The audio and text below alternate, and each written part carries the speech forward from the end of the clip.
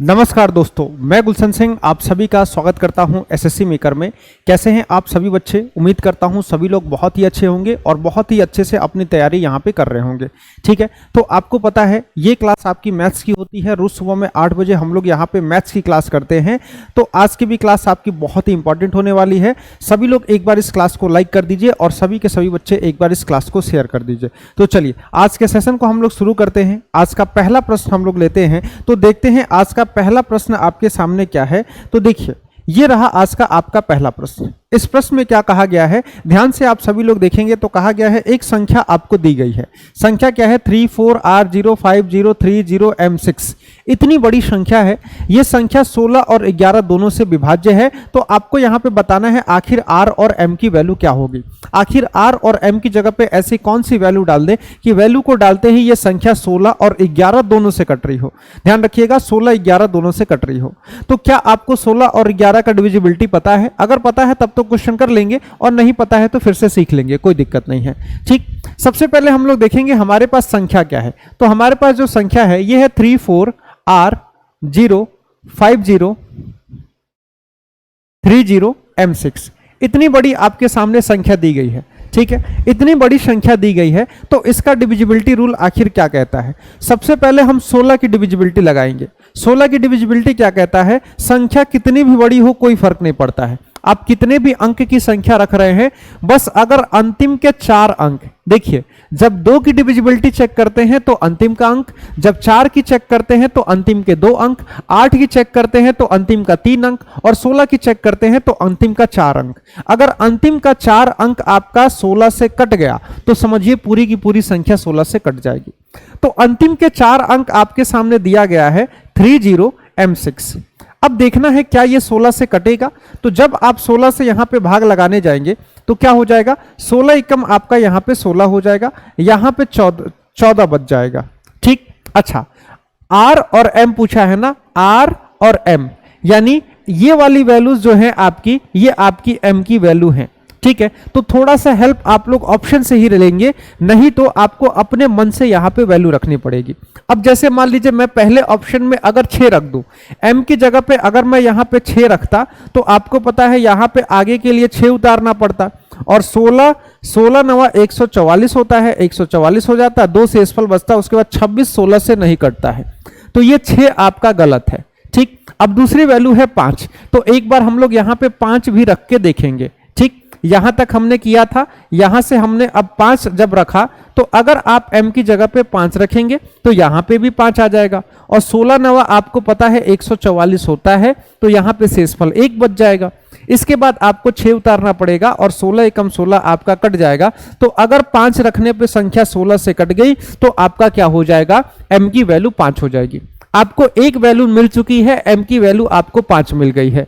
ठीक, आप 7 रख के देखिएगा, ये नहीं कटेगा। अगर संख्या अंतिम का 4 अंक कट गया, अंतिम का 4 अंक कब कटा, जब हमने M की जगह पे 5 रखा, तो ये अंतिम का 4 अंक 16 से कट गया, यानी अब पूरी संख्या 16 से कट जाएगी, बीच में कुछ भी भर लीजिए। ठीक, अच्छा अब 11 की डिविजिबिलिटी क्या कहती है? 11 की डिविजिबिलिटी कहती है कि एक एक अंक को छोड़ के जोड़िए। कैसे? जैसे 3 में R जोड़ दीजिए, एक अंक छोड़िए 5 जोड़ लीजिए, एक अंक छोड़ के ये जोड़ दीजिए, एक अंक छोड़ के ये जोड़ दीजिए। ठीक, कितना हो जाएगा R, ये 3 है, अभी R को रहने दीजिए। 3 + 5 8, 8 में 3 जोड़ेंगे हो जाएगा 11, M की वैल्यू 5 है, 11 में 5 जोड़ेंगे हो जाएगा 16। तो इसको जोड़ने पे आपके पास आ जाएगा 16 और इसके साथ प्लस में R आ जाएगा। ठीक, जो बचा हुआ अंक है उसको जोड़िए, तो 4 में 0 जोड़ेंगे तो 4 4 4 और 6 जोड़ेंगे तो हो जाएगा 10। ठीक, अब जो आपने दोनों जोड़ा है, एक में से दूसरे को घटाना है। जैसे 16 + R में से आपको 10 को घटाना है, और घटाने पर कोशिश करिए या तो 0 आ जाए और नहीं तो 11, या फिर ऐसी कोई संख्या आए जो 11 से कटती हो। ठीक, 11 आ जाए, 22 आ जाए, 33 आ जाए, ये आपको लेके आना होता है। ठीक, तो 16 में से 10 जाएगा, 6 बच जाएगा, और 6 में R जोड़ेंगे तो कभी भी ये 0 नहीं बनेगा, क्योंकि बीच की संख्या आप माइनस नहीं रख सकते हैं, तो इसको आपको 11 बनाना पड़ेगा।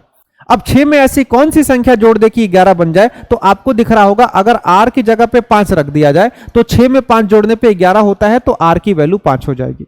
m की वैल्यू आपकी 5 आई थी और यहां से आपकी r की भी वैल्यू 5 हो गई, तो ऑप्शन बी m और r दोनों की वैल्यू यहां पे 5 और 5 ही होगी। आपका ऑप्शन भी सही जवाब हो जाएगा। m की वैल्यू भी 5 होगी, r की वैल्यू भी 5 होगी, दोनों की वैल्यू आपकी 5-5 हो जाएगी। ऑप्शन बी आपका यहां पे सही जवाब हो जाएगा। ठीक, तो डिविजिबिलिटी रूल से ही क्वेश्चन होने वाला है। ठीक, आइए अगले क्वेश्चन पे चलते हैं। अब ये एलसीएम एचसीएफ का एक क्वेश्चन है। एलसीएम एचसीएफ भी बहुत आसान चैप्टर होगा, कोई बच्चा होता है जो बच्चा पढ़ा होगा उसको पता होगा। ठीक, दो संख्याओं का योग 35 है। अब कोई भी दो संख्या है, दो संख्या कोई भी हो सकती है। जैसे मान लीजिए अगर एक संख्या x मान लेंगे तो एक को y मान लीजिए, तो दोनों का योग कितना हो जाएगा, दोनों का योग यहां पे 35 हो जाएगा। ठीक, इन संख्याओं का एलसीएम और एचसीएफ की बात कही गई है। इन संख्याओं का एचसीएफ और एलसीएम यानी इनका महत्तम कितना है, तो महत्तम 5 है, इनका लघुत्तम कितना है, तो लघुत्तम 60 है।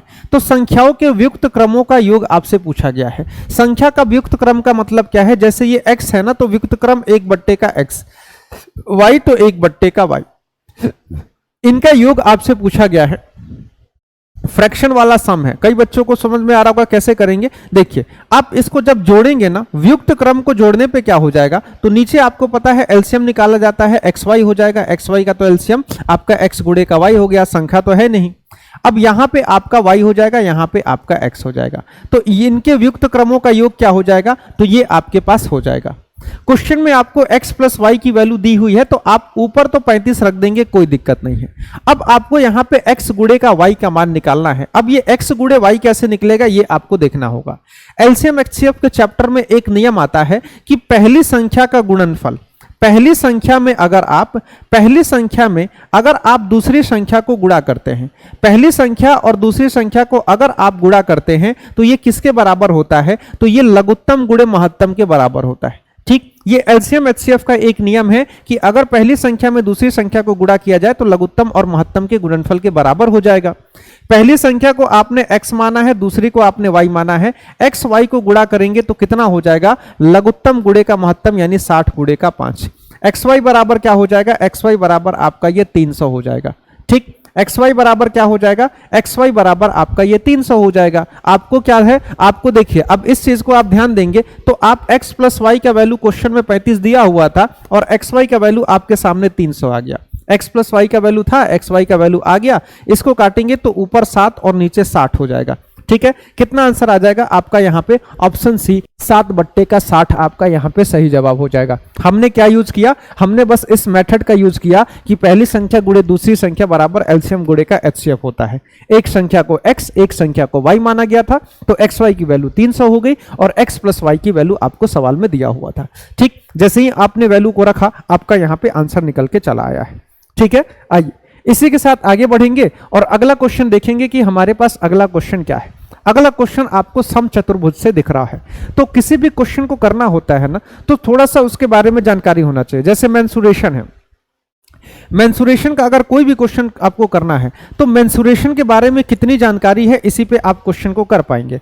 अब जैसे ये मेंसुरेशन का क्वेश्चन है, एक छात्र क्या करता है, एक कागज को समचतुर्भुज के आकार में काटता है। अब समचतुर्भुज क्या होता है, तो सम का मतलब होता है जिसकी सारी भुजाएं बराबर हो। सम का मतलब बराबर होता है और चतुर्भुज का मतलब आपको पता है। तो क्या ये वर्ग होता है, तो ध्यान रखिएगा ये वर्ग नहीं होता, ये थोड़ा सा तिरछा होता है।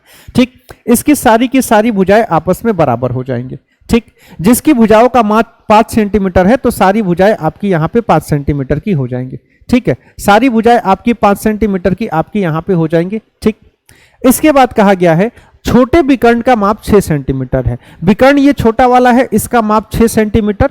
ठीक है, इसमें एक विकर्ण और होगा जो कि यहां से आप लोग यहां पे खींचेंगे। क्वेश्चन में समचतुर्भुज का क्षेत्रफल पूछा गया है, तो समचतुर्भुज के क्षेत्रफल के बारे में आपको बता दे तो समचतुर्भुज का जो क्षेत्रफल होता है 1/2 गुणे का पहला विकर्ण और दूसरा विकर्ण, दोनों विकर्णों को गुणा करके आधा कर देंगे तो आपको यहाँ पे समचतुर्भुज का क्षेत्रफल निकल जाएगा। एक विकर्ण तो दिया हुआ है, दूसरा विकर्ण कैसे निकालेंगे? तो ये निकलेगा समचतुर्भुज की जानकारी से। समचतुर्भुज क्या होता है? चारों भुजाएं बराबर होती हैं, जो विकर्ण होते हैं ना एक दूसरे को 90 डिग्री पे काटते हैं। ठीक, ये दो जानकारी। तीसरी जानकारी, जब विकर्ण एक दूसरे को काटते हैं तो दो बराबर भागों में बंट जाते हैं, दो बराबर भागों में बंट जाते हैं। जैसे यहां से यहां 6 सेंटीमीटर था, तो यहां से यहां तक की लंबाई कितनी हो जाएगी? ये 3 सेंटीमीटर हो जाएगा, और यहां से यहां तक की लंबाई कितनी हो जाएगी? 3 सेंटीमीटर हो जाएगा। 3-3 सेंटीमीटर आपका यहां पे हो जाएगा। अब इसमें क्या करना होता है? किसी भी एक फिगर को उठा लेना होता है। जैसे 4 अलग अलग फिगर दिख रहे हैं, जैसे एक फिगर आपको यहां पे एक त्रिभुज के रूप में दिख रहा होगा, इस त्रिभुज को उठा लीजिए। तो ये त्रिभुज आप देखिए, इसमें एक भुजा आपको 90, एक ये 90 डिग्री दिख रहा है, 90 डिग्री के सामने वाली भुजा 5 है, और ये वाली भुजा 3 है, चाहे ये वाली 3 रख लीजिए।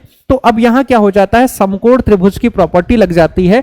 ट्रिपलेट हम लोग देख लेते हैं, पाइथागोरस का नियम या फिर ट्रिपलेट तो आपको पता होना चाहिए, सारे बच्चों को पता भी होता है, 3 4 5 का ट्रिपलेट होता है। तो ये भुजा 4 की हो जाएगी। ठीक, तो यहां से यहां तक की लंबाई आपकी 4 हो जाएगी, तो यहां से यहां तक की लंबाई भी 4 हो जाएगी। तो एक विकर्ण तो क्वेश्चन में आपको 6 सेंटीमीटर दिया हुआ है। ठीक है, दूसरा विकर्ण कितना हो जाएगा? तो दूसरा विकर्ण आपका यहां पे 4 + का 4 यानी कि 8 सेंटीमीटर हो जाएगा। क्षेत्रफल निकालना है। क्षेत्रफल कितना हो जाएगा? 1/2 गुणे का पहला विकर्ण गुणे का दूसरा विकर्ण। ठीक, 2 से काटेंगे 3 बार में तो कितना हो जाएगा? 8 या 24, यानी कि इस समचतुर्भुज का एरिया कितना हो जाएगा? Option B 24 centimetre square. समचतुर्भुज का क्षेत्रफल कितना? 24 सेंटीमीटर स्क्वायर। तो ये सब प्रॉपर्टी पता होगा ना, तभी चीजें आप लगा पाएंगे। ठीक, तो थोड़ा सा पढ़ेंगे तो आपको सारी की सारी प्रॉपर्टी की भी जानकारी होने लगेगी। ठीक है, बस रेगुलर पढ़िएगा, रेगुलर क्लास करेंगे, रेगुलर आप प्रैक्टिस करते हैं ना, तो हर चीज धीरे धीरे करके आप लोग यहाँ पे सीख जाएंगे। ठीक, आइए अब इस क्वेश्चन को हम लोग देखेंगे। तो इस क्वेश्चन में क्या कहा गया है? इस क्वेश्चन में कहा गया है कि जब संख्या 22, 39, 56, 107 इनमें से प्रत्येक से x घटाया जाता है, तो इस क्रम में जो परिणामी संख्या निकल के आती है वो समानुपात में होती है। और आपको यहां पे x+3 और 3x - 7 के बीच का मध्य अनुपात निकालना है। सबसे पहला काम है कि हमें x की वैल्यू निकालना। समानुपात का मतलब होता है अनुपात समान होना चाहिए। जैसे 22/39 लिखा हुआ है, ठीक है, और 56/11 है। इसका अनुपात समान कब होगा? अभी समान नहीं है, इसका अनुपात समान नहीं है। जब सब में से x को घटाएंगे तब समान होगा। जब सब में से x को घटाएंगे तब जाके अनुपात समान होगा। तो सबसे पहले तो x का मान निकालना है। x का मान कैसे निकलेगा? एक बहुत ही आसान सा इसका शॉर्टकट होता है। इसमें हम लोग क्या करते हैं, ये जो माइनस है ऊपर हम लोग रहने देते हैं, 22 में से x घटाते हैं। नीचे क्या करते हैं, नीचे वाली संख्या में से ऊपर वाली संख्या को घटा लीजिए। इसमें भी ऊपर 56 - का x रहने दीजिए, नीचे क्या करिए 107 में से 56 को घटा दीजिए। ठीक, 22 में से x जाएगा, क्या हो जाएगा? 22 - का x। 39 में से 22 जाएगा, आपका नीचे 17 हो जाएगा। बराबर में 56 - का x हो जाएगा, और 107 में से 56 जाएगा, 51 हो जाएगा। 17 तिया का 51, इस 3 को लाके यहां पे गुणा करेंगे। 22 तिया 66 माइनस का 3x बराबर में 56 - का x। इस 3x को इधर करेंगे, 56 को यहां करेंगे, 2x बराबर क्या हो जाएगा? 10। 2x बराबर 10, तो x बराबर कितना हो जाएगा? 5। ठीक है, 2x बराबर 10 हो जाएगा, तो x की वैल्यू आपकी यहाँ पे 5 निकल के चली आएगी। सबसे इंपॉर्टेंट है इस x की वैल्यू को निकालना। उसके बाद जो भी पूछा जाए आराम से निकाल सकते हैं। x + 3 का मतलब 5 में 3 जोड़ने पे 8 आएगा, और 3x मतलब 5 या 15 में से 7 घटा देंगे तो ये भी 8 आ जाएगा। आपसे कहा गया है 8 और 8 के बीच मध्य अनुपाती क्या हो जाएगा? तो मध्य अनुपाती यानी बीच की एक संख्या है, जिनमें इसमें क्या करना होता है, मध्य अनुपाती के केस में इन 3 संख्याओं में जो बीच वाली संख्या होता है इसका स्क्वायर करना होता है। जैसे y का स्क्वायर करेंगे तो ये अगल बगल की संख्याओं के गुणनफल यानी कि 8 × 8 के बराबर होना चाहिए। ठीक, यहां पे स्क्वायर हटाएंगे, अंडर रूट लग जाएगा, 2 8 है, या फिर 64 कर लेंगे तो ये y की वैल्यू 8 ही आ जाएगी। तो ऑप्शन ए आपका यहां पे सही जवाब हो जाएगा। y की वैल्यू कितनी आ जाएगी? तो y की वैल्यू आपकी 8, यानी कि ऑप्शन ए यहां पे निकल के आ जाएगी। तो ऐसे आप लोग इस सवाल को भी कर लेंगे।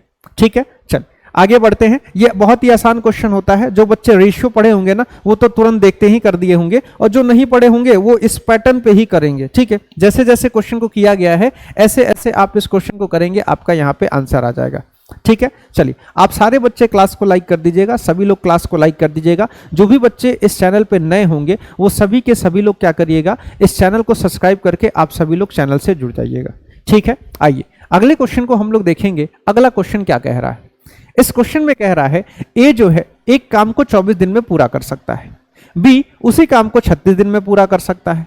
वे एक साथ काम करना शुरू करते हैं, लेकिन ए जो है केवल 4 दिन के लिए काम करता है और जो शेष काम है बी एक साथ काम करना शुरू किए हैं। ठीक है, जो शेष काम है वो बी द्वारा पूरा किया जाता है।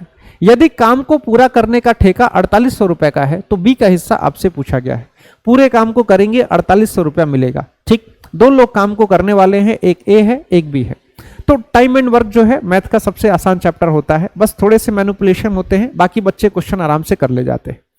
अब इस क्वेश्चन में कहा गया अगर ए को काम पे लगाएंगे तो ए 24 दिन लेगा, काम खत्म कर देगा।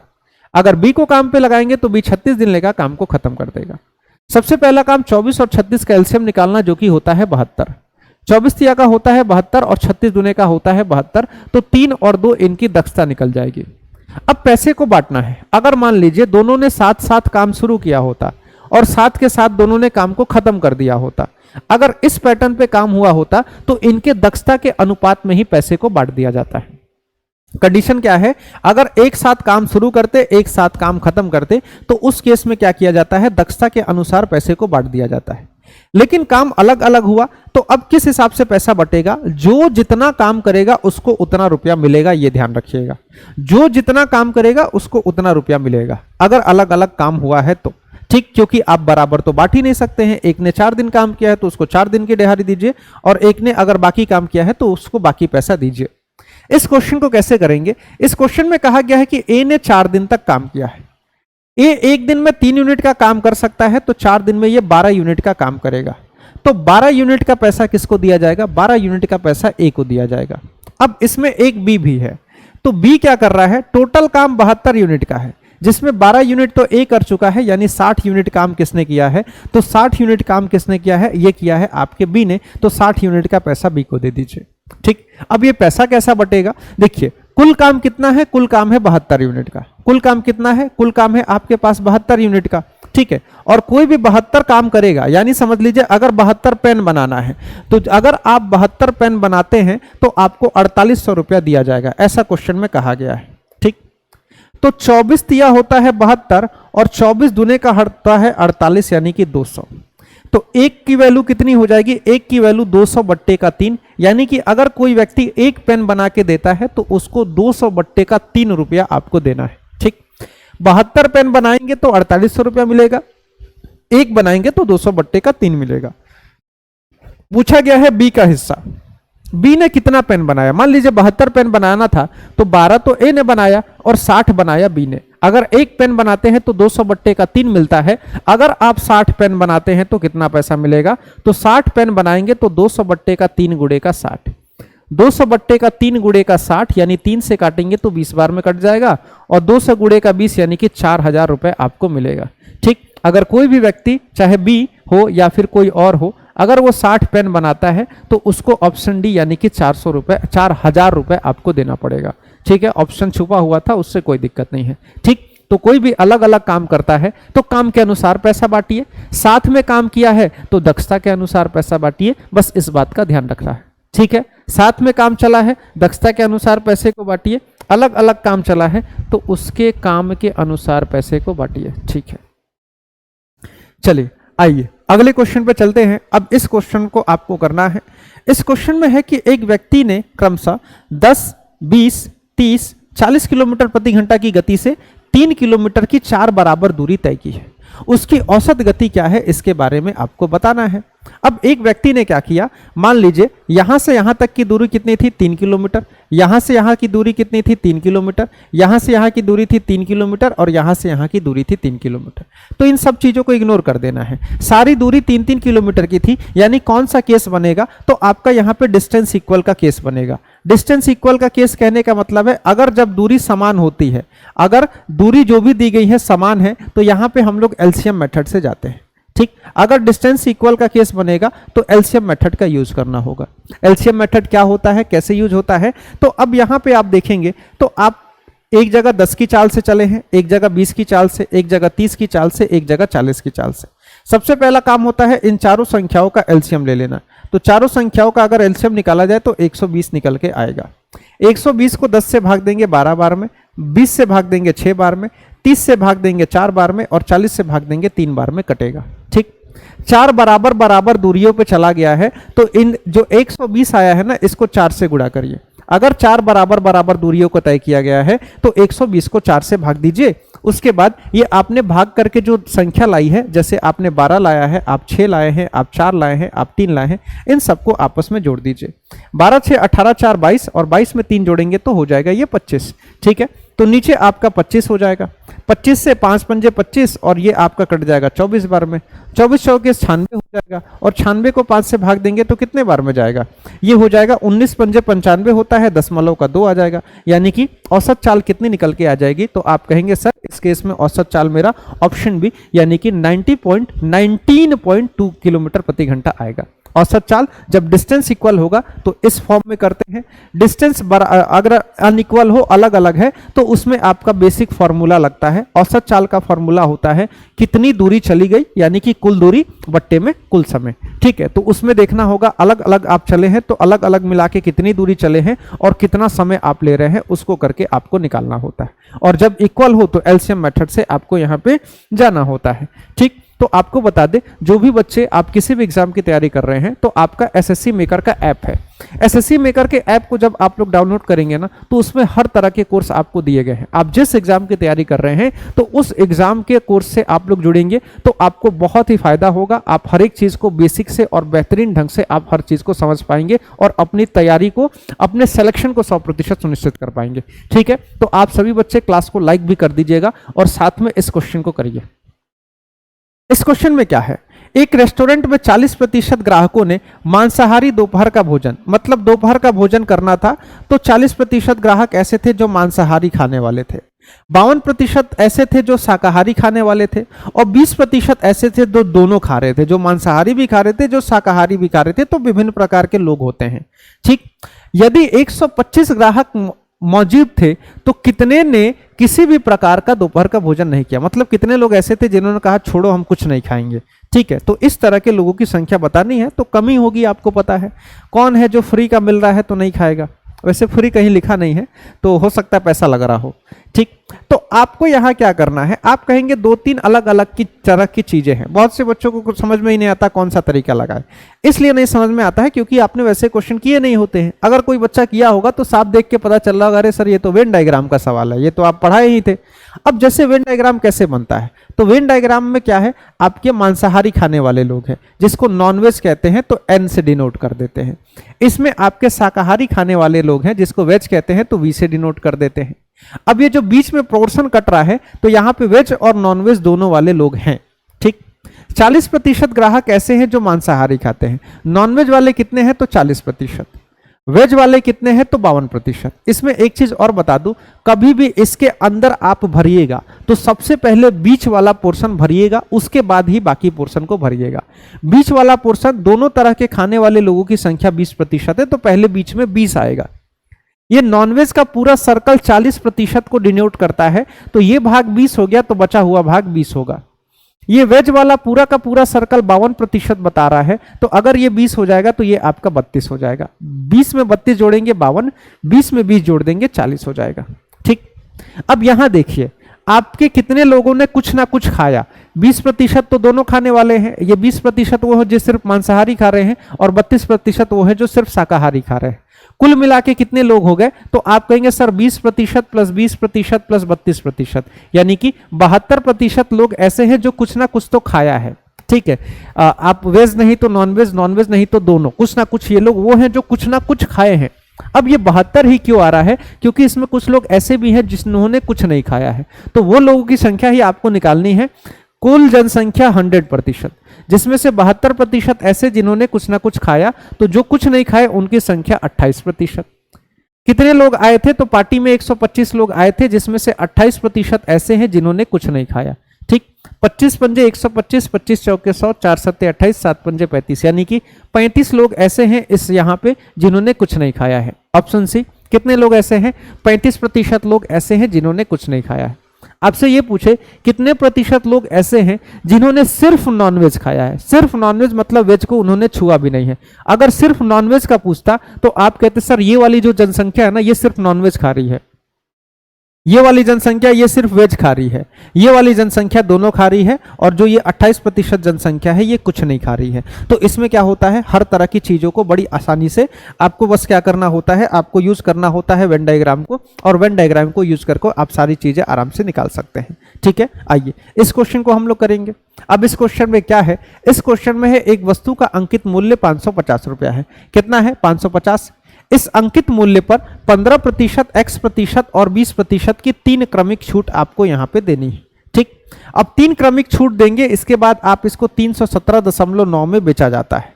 अगर इसे 2x% की एकल छूट पर बेचा जाता तो विक्रय मूल्य कितना होता, ये आपसे पूछा गया है। क्वेश्चन बड़ी आसान होता है डिस्काउंट का। अब जैसे क्या है, 550 रुपए की वस्तु है, पहला डिस्काउंट लगाइए 15% का, तो 100 में से 15 घटाने पे 85 हो जाएगा, इसका रेट घट के 85% हो जाएगा। दूसरा डिस्काउंट लगाइए x% का, तो कितना हो जाएगा, 100 माइनस x बट्टे का 100 हो जाएगा। एक और डिस्काउंट दे दीजिए 20% का, तो 100 में से 20 घटाएंगे तो 80% हो जाएगा। ये जब आप 3 डिस्काउंट लगाएंगे तब इसका रेट हो जाएगा 317.90। ठीक, तो दशमलव क्या होता है ना, कभी भी कैलकुलेशन करने में दशमलव बहुत दिक्कत देता है, तो हम लोग कोशिश करते हैं दशमलव को हटा दिया जाए। तो अगर दशमलव को आप हटाते हैं और दशमलव को हटा के मान लीजिए कोई बच्चा यहाँ पे 90 लिख दिया, 90 लिख दिया, तो उस केस में नीचे दशमलव के बाद अगर आपने 2 अंक को ऐड किया है तो यहाँ पे 2 जीरो लगाना होता है। ठीक, यहाँ के 100 से यहाँ के 100 को काट दीजिए।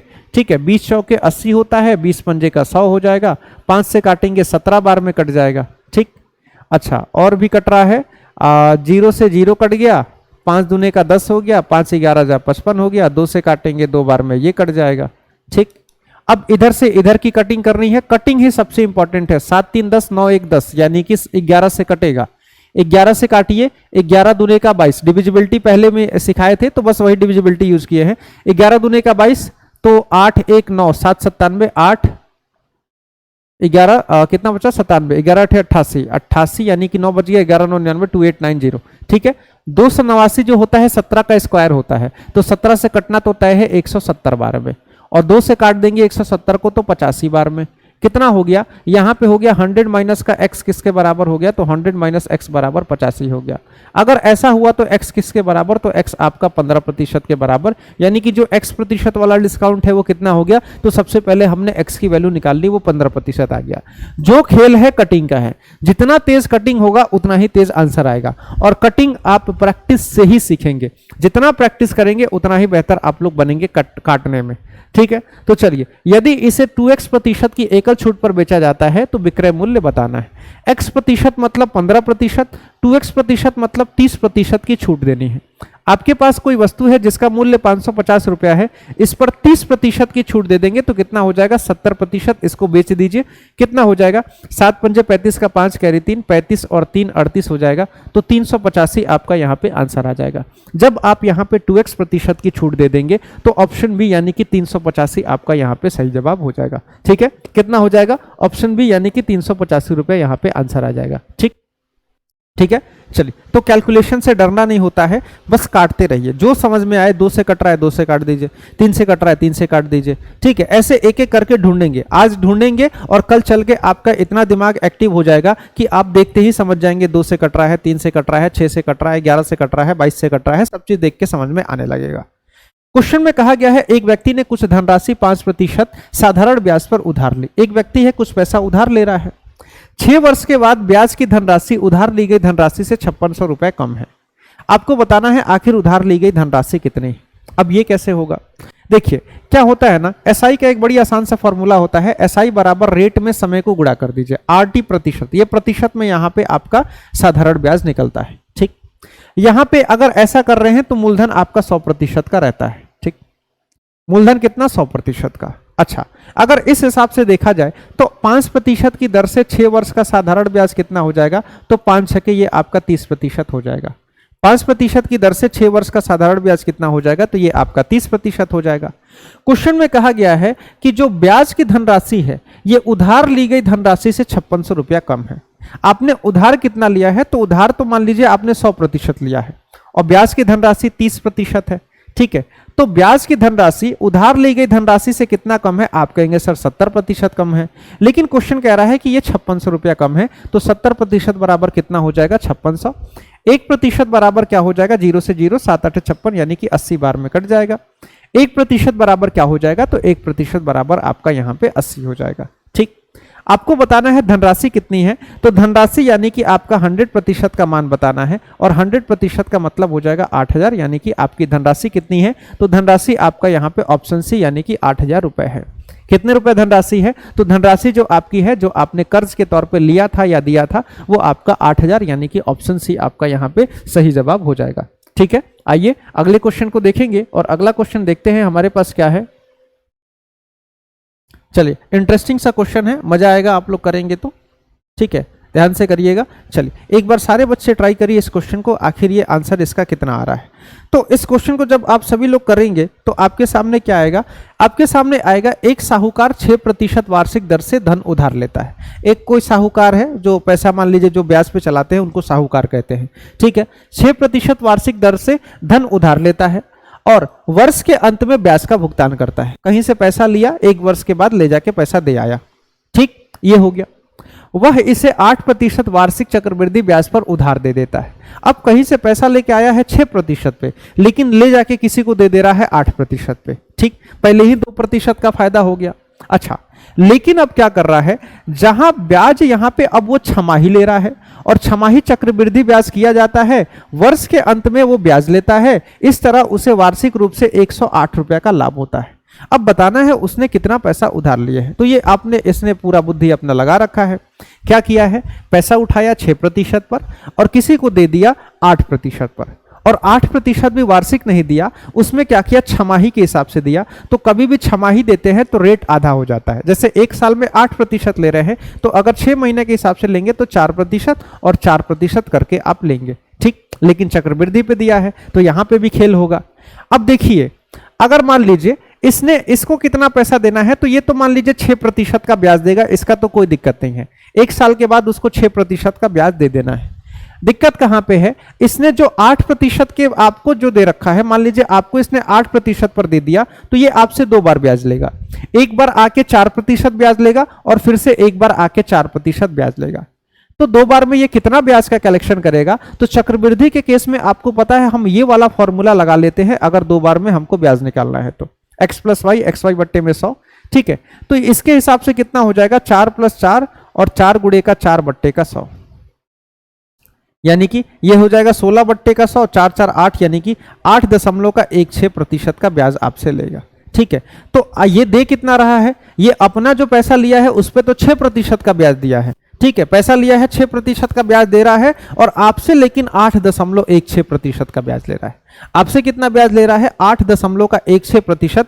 तो इसको लाभ कितना हो रहा है, तो लाभ के तौर पे दिया गया, तो आपसे ये ब्याज लिया 8.16% का, लेकिन ये सिर्फ 6% का ही ब्याज जमा कर रहा है, तो इसको 2.16% का लाभ हो रहा है। लेकिन क्वेश्चन कह रहा है कि इसको 108 रुपए का लाभ हो रहा है। अब 216 108 से तो कटता है, ये बात बिल्कुल एकदम फिक्स है। ठीक, 1% का मान कितना हो जाएगा, 1% बराबर 108 बट्टे का 2.16। ठीक, नीचे से पॉइंट हटाएंगे तो ऊपर आपको 2 जीरो बढ़ाना पड़ेगा।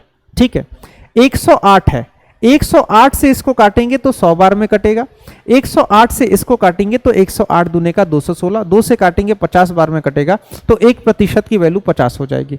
इसने कितना पैसा कर्ज लिया था, तो ये आपका 100% कर्ज लिया था, मूलधन 100% होता है, तो 100% का मान कितना हो जाएगा, ये आपका 5000 हो जाएगा।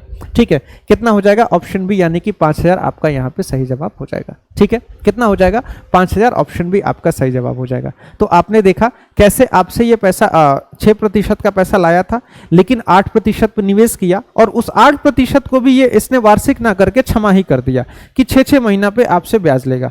ठीक है, तो इस सारी चीजें थी। कोई भी क्वेश्चन ना समझ में आएगा हो तो कमेंट बॉक्स खुला है, कमेंट बॉक्स में जरूर लिखिएगा। कैसा लगा आज का क्लास, ये भी कमेंट बॉक्स में लिखिएगा।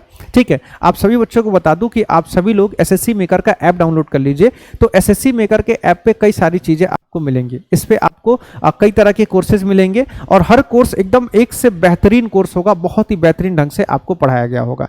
ठीक है, तो सारे कोर्सेस आपको एसएससी मेकर के ऐप पे मिलते हैं, तो एसएससी मेकर का ऐप डाउनलोड कर लीजिएगा।